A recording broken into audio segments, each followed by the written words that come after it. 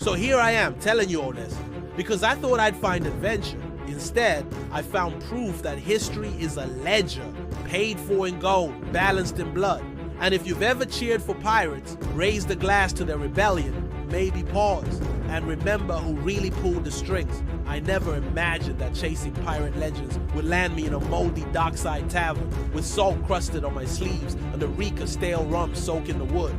Growing up, pirates were a fantasy, a rebel's life, a life of stolen gold, cannon smoke, and freedom no king could ever touch. I wanted to taste that, so I went after it with everything I had. I crossed oceans, flipped through moldy archives, traced ghosts through crumbling ports, and what I found shattered everything.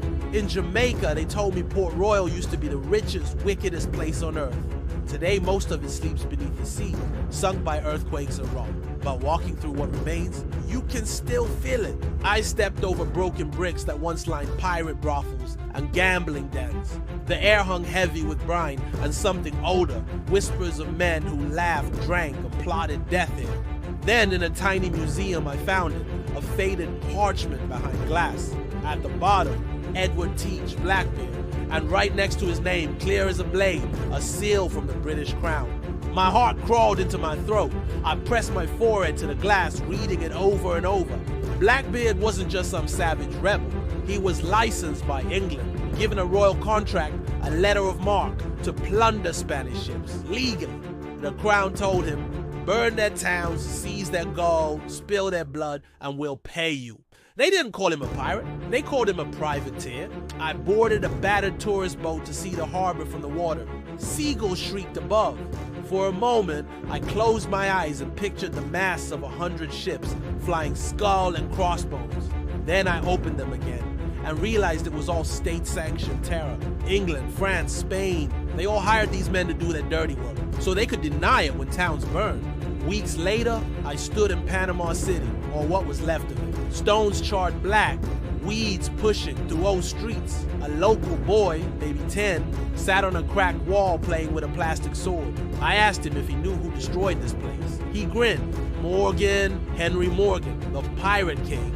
We grow up on stories of Morgan as the charming drunk, the rogue who tricked Spanish nobles out of their treasures. Here, they remember him as the monster who butchered thousands, who burned an entire city to the ground so England could choke Spanish trade. He wasn't punished, he was knighted by King Charles II himself. In London, the fog rolled over the Thames like a living shroud. I shivered in the damp air, clutching a visitor's pass that led me into a cold stone archive. They handed me a box of documents from 1680. Inside, yellowing letters, the wax seals cracked but still proud. One slip of paper caught my eye. It began with swirling script, by the grace of His Majesty. It went on to grant a Captain Henry of Brie the right to intercept all Spanish vessels, confiscate their goods, and subdue their crews by sword if necessary. I stared at it, the ink faded, yet screaming its truth. This was no pirate manifesto. It was a royal blueprint for legalized robbery and murder. Suddenly, all those Hollywood pirate ships, with their freedom, their brotherhood, their songs, felt like a cruel joke. Months into my hunt, I found myself in a forgotten corner of execution dock.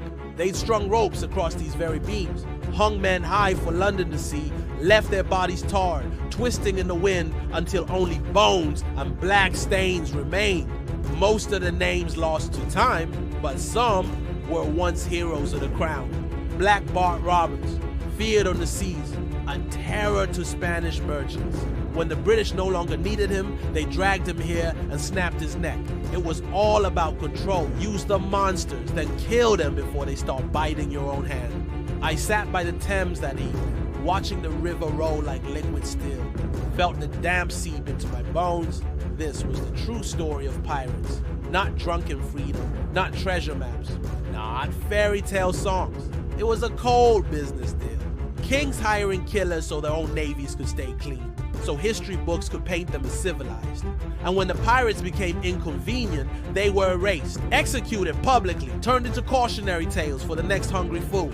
If you want more stories like this, the kind that rip the shiny skin off history and show the bones underneath, subscribe. Because trust me, there are darker truths waiting.